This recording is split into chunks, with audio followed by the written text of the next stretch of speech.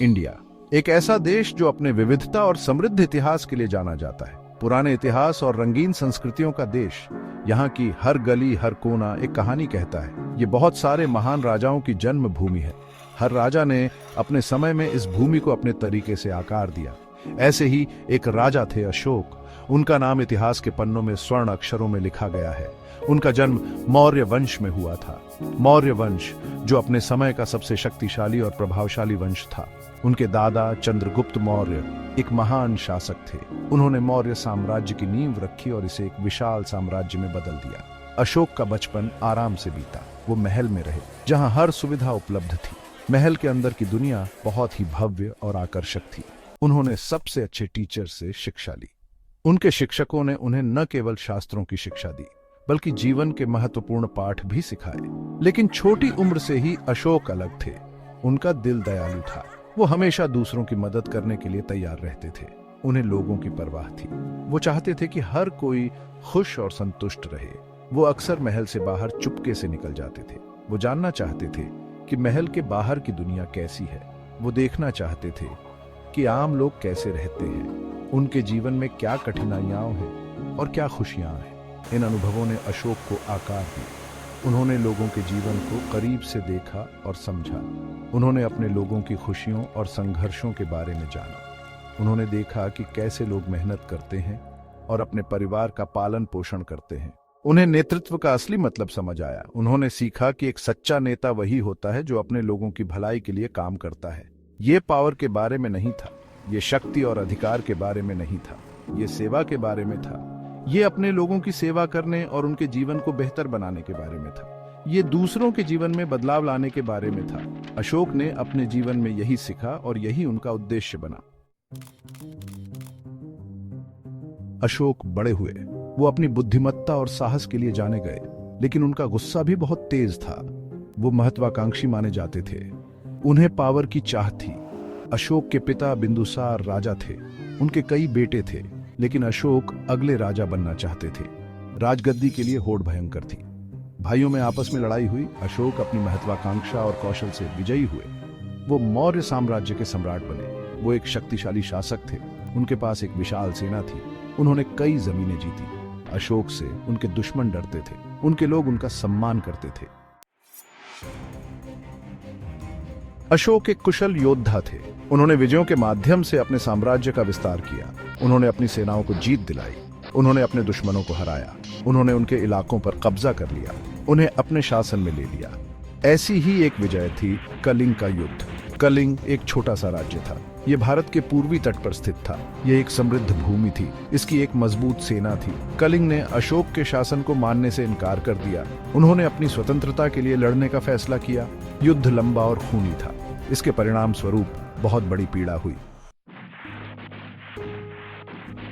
कलिंग का युद्ध अशोक के जीवन का टर्निंग पॉइंट था।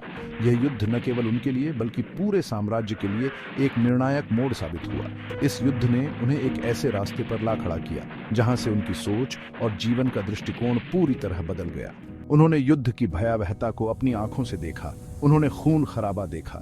युद्ध के मैदान में बिखरे हुए शव, घायल सैनिकों की कराहें और चारों ओर फैली हुई तबाही ने उनके मन को गहरे तक झकझोर दिया।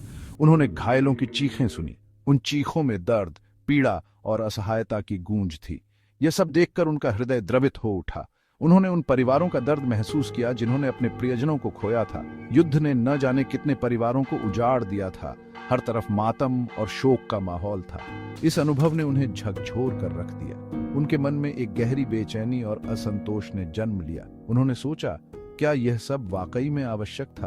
वो पछतावे से भर गए। उन्होंने महसूस किया कि उनकी महत्वाकांक्षा और विजय की लालसा ने उन्हें अंधा कर दिया था। उन्होंने अपने ही लोगों के खिलाफ हिंसा की थी। वो अपराध बोध से घिर गए। उन्हें अपने कृत्यों का गहरा पछतावा हुआ। उन्होंने सोचा कि उन्होंने कितनी निर्दोष जिंदगियों को समाप्त कर दिया। उन्हें अपनी महत्वाकांक्षा की असली कीमत का एहसास हुआ। उन्होंने देखा कि उनकी विजय की कीमत मानव जीवन में चुकाई गई थी। यह एहसास उनके लिए बहुत ही कष्टदायक था। इसका भुगतान मानव जीवन में किया गया था। उन्होंने देखा कि युद्ध ने केवल विनाश और दुख ही लाया था। यह सब देखकर उनका मन और भी भारी हो गया। उन्होंने हिंसा को त्यागने का फैसला किया। उन्होंने शांति को अपनाया। यह फैसला उनके जीवन का सबसे महत्वपूर्ण और साहसिक फैसला था। यह फैसला एक बहुत बड़ा फैसला था। इसने न केवल उनके जीवन की दिशा बदल दी, बल्कि उनके शासनकाल को भी एक नई दिशा दी। उन्होंने अहिंसा और शांति के मार्ग पर चलने का संकल्प लिया। इसने उनके जीवन की दिशा बदल दी। उन्होंने अपने शासनकाल में धर्म, नैतिकता और करुणा को प्राथमिकता दी। उन्होंने अपने राज्य में शांति और समृद्धि लाने के लिए कई सुधार किए। इसने उनकी विरासत को आकार दिया। अशोक का यह परिवर्तन उनके जीवन का सबसे महत्वपूर्ण मोड़ था। उनकी करुणा और शांति की नीति ने उन्हें इतिहास में एक महान शासक के रूप में स्थापित किया। भाग 5, धर्म को अपनाना। अशोक का परिवर्तन पूरा हो गया था। उन्हें बौद्ध धर्म में शांति मिली। उन्होंने शांति, करुणा और अहिंसा की शिक्षाओं को अपनाया। वो बुद्ध के अनन्य भक्त बन गए। उन्होंने इन मूल्यों को फैलाने के लिए अपना जीवन समर्पित कर दिया। अशोक ने युद्ध का त्याग किया। उन्होंने धर्म के मार्ग को अपनाया। धर्म एक संस्कृत शब्द है। इसका अर्थ है धार्मिकता, कर्तव्य और नैतिकता। अशोक की धर्म की समझ धार्मिक सीमाओं से परे थी। वो न्याय में विश्वास करते थे। उन्होंने समानता को बढ़ावा दिया। उन्होंने सभी प्राणियों के कल्याण पर जोर दिया। भाग 6, शांति के शिलालेख। अशोक महान, मौर्य साम्राज्य के सबसे प्रसिद्ध सम्राटों में से एक, ने अपने शासनकाल के दौरान शांति और अहिंसा के संदेश को फैलाने के लिए कई महत्वपूर्ण कदम उठाए। अशोक धर्म का संदेश फैलाना चाहते थे।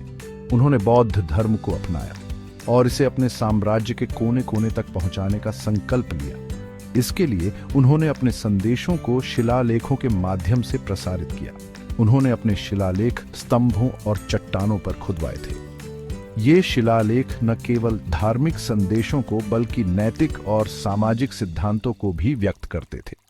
ये शिलालेख पूरे भारत में बिखरे हुए हैं। अशोक ने यह सुनिश्चित किया कि उनके संदेश हर क्षेत्र और हर समुदाय तक पहुंचे, चाहे वह कितना भी दूर क्यों ना हो। ये आधुनिक पाकिस्तान, नेपाल और अफगानिस्तान में भी पाए जाते हैं। अशोक के शिलालेखों की व्यापकता उनके साम्राज्य की विशालता और उनके संदेश की सार्वभौमिकता को दर्शाती है। शिलालेख सरल भाषा में लिखे गए हैं। अशोक ने प्राकृत भाषा का उपयोग किया ताकि उनके संदेश आम जनता तक आसानी से पहुंच सके। ये अशोक के दर्शन को व्यक्त करते हैं। उनके शिलालेखों में करुणा, दया और नैतिकता के सिद्धांतों को प्रमुखता से स्थान दिया गया है। ये अहिंसा के बारे में बात करते हैं। अशोक ने युद्ध और हिंसा का त्याग कर अहिंसा के मार्ग को अपनाया और इसे अपने शासन का मूल सिद्धांत बनाया।